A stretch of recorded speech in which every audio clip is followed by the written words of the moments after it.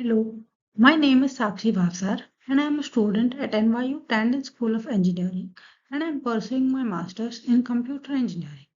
Today, I will be presenting my midterm project findings on the topic brain-machine interface as part of the Intro to Systems Engineering course.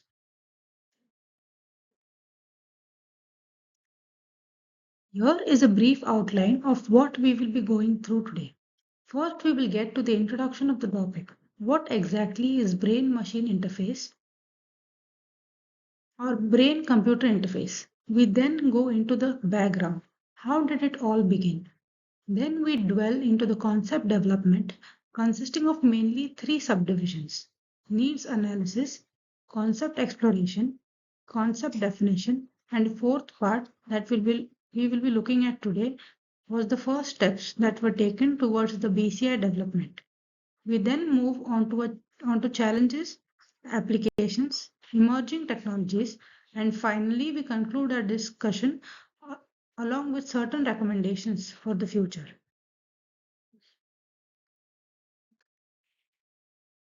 Let's get into the introduction. BCI or BMI. BCI is basically brain computer interface, which is also another name for brain machine interface. It is one of the largest growing fields in the area of systems engineering, and this technology is indeed groundbreaking. So, what exactly is BMI? BMIs create communication pathways between our brain and certain other external devices. There are a lot of external devices today that are controlled using BMI.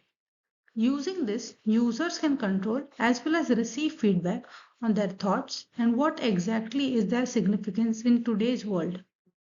BMI are revolutionizing the way humans and machines interact, and their applications are very diverse, especially in assistive technologies. We will be looking at applications in more detail in our subsequent slides.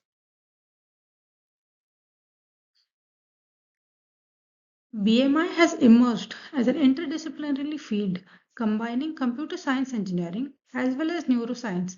The beginning of BMI development was through EEG, which is also called the electroencephalogram. It is a medical term and it basically means measuring electrical activity of the brain. A basic method that is used to measure EEG or to get the data is by placing certain electrodes in the head, especially in the scalp region. There are many researchers who were studying electrical signals generated by the brain in both humans as well as animals. Hans Berger and Richard Carton were the pioneers of the BMI technology. Richard Carton was the first person who had recorded animal electrical activity, the electrical activity that goes on inside animal brains.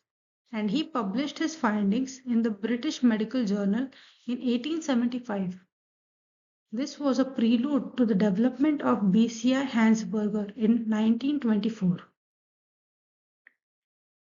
It identified alpha and beta brainwaves, which is also one of the first steps towards BCI development. Now,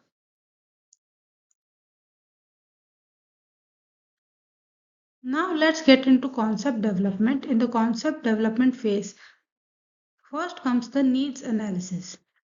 The main goal is to identify the user needs, evaluating potential ethical, legal, and social ramifications, and comprehending the capabilities and constraints of the existing technology.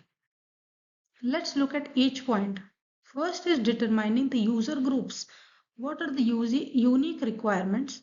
Who are these people who would like to benefit from the BMI technology? What do they want out of this technology? And how would they like it to be? These are the questions that we will be working on. Next, we will be understanding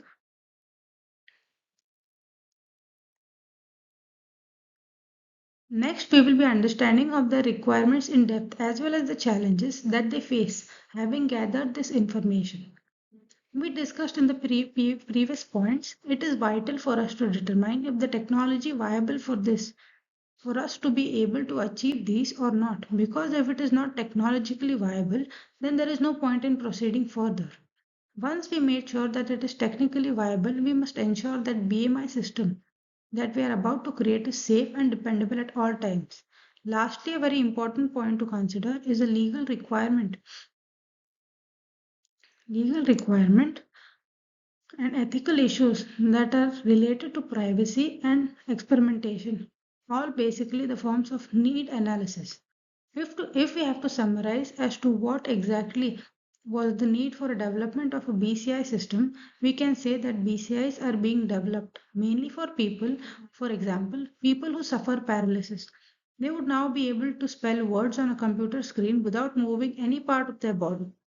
It is a direct brain connection that is being established, which is enabling them to perform these activities. Another example is that we take is a robotic limb and a combination with robotic limbs and a combination of the BCI technology, users will be able to get a sensation of touch which they otherwise would not be able to experience. They can augment other human capabilities by allowing people to control computerized machinery just by using their thoughts. So these are some of the applications that you can see that there are some of the needs that actually come up before BMI technology has progressed so far in the stage of concept development. A variety of design alternatives and approaches are assisted. Some of these can include investigating new technologies or conducting feasible studies and coming up with innovative solutions. Activities can include examining various methods for acquiring neural signals, which can include functional magnetic images, functional magnetic resonance imaging, or fMRI, intracortical electrodes.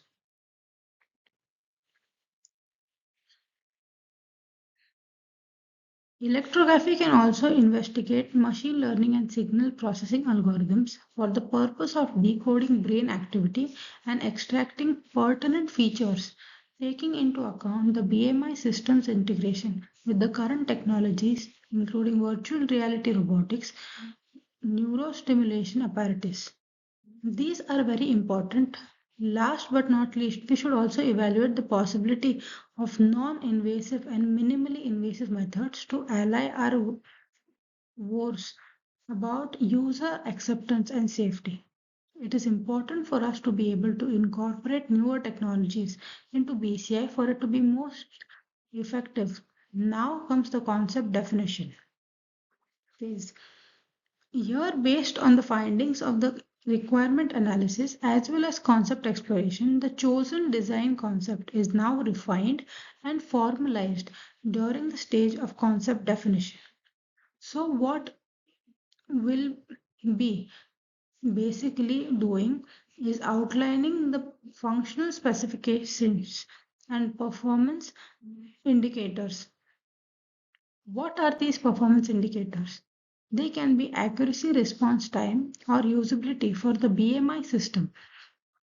We will be creating an overall system architecture which includes some such as the user interface or what algorithms or software algorithms that we will be using or what hardware parts we will be using. Next, we will be getting into the testing and evaluating phase.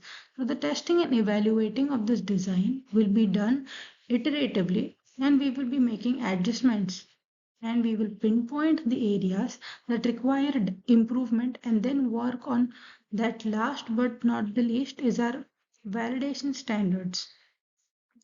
And for us to be able to evaluate the test results that we derive after testing our BMI systems functionality, unless we set these standards, it will be very difficult for us to understand our areas of improvement. So, this is what comes under the concept definition phase.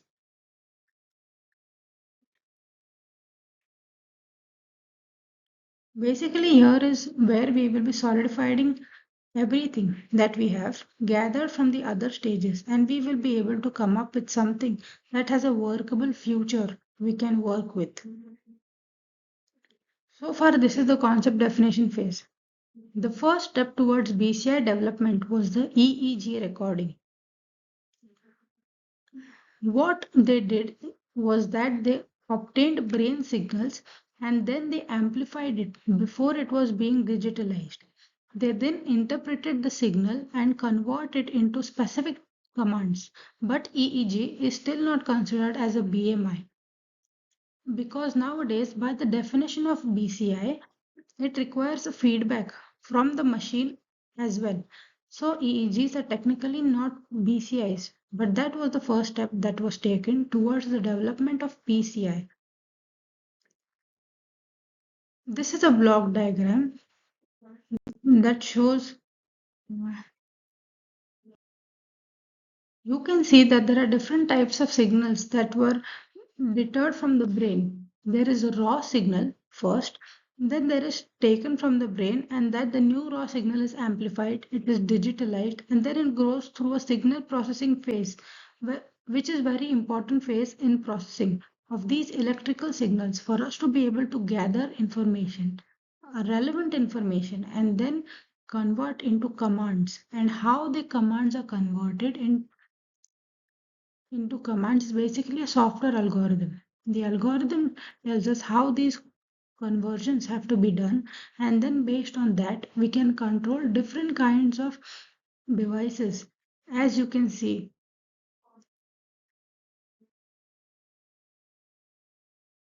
the challenge is now signal quality, ensuring accurate brain signal acquisition, the biocompatibility, the safe material interaction with the neural tissue, the user adaptation, meaning training users for efficient BMI use, privacy and security, protecting sensitive brain data, and regulatory compliance, addressing legal and ethical framework. These are certain challenges we face with respect to BMI or BCI operations.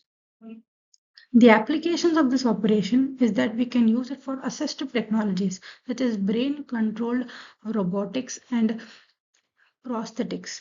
We can also use it for AR VR technologies where we can create an immersive simulations and gaming environments. We can also use it for cognitive enhancement to boost learning and make important decisions, enhancing the decision making skills. The emerging technologies in this area. Now, looking at these emerging technologies are optogenetics and nanotechnology, and also Neuralink. Starting with genetics, it is a light-based neural control. Nanotechnology is a miniaturized implants, and Neuralink is Elon Musk's BCI project advancing brain-device interfaces. All these are the new technologies that are coming into the BMI under the BMI umbrella. The ethical considerations. The ethical considerations are very important given the nature of BCI. So we need to maintain privacy. We need to inform and we need informed consent. We need equality and accessibility. Autonomy, so that they are very important considerations that one needs to make while designing a BCI system. This brings us to the conclusion of our topic.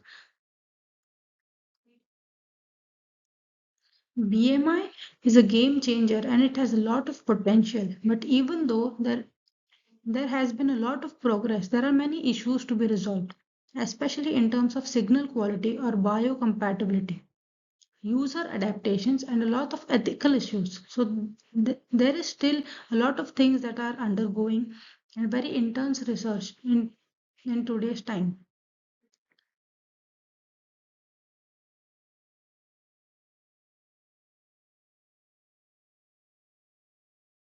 Certain recommendations for the future would be that engineers, neuroscientists, and ethicists should be working together because it is a field that requires a lot of different inputs from different fields.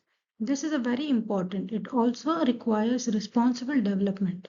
We need to prioritize safety. We need to have transparency and inclusivity. Since this is very important for us to do, for us to head towards development is a very safe, responsible, and effective VCI systems. This is one of the references that I have used in the presentation. I have also listed all my references in the report. Thank you so much for listening to my project.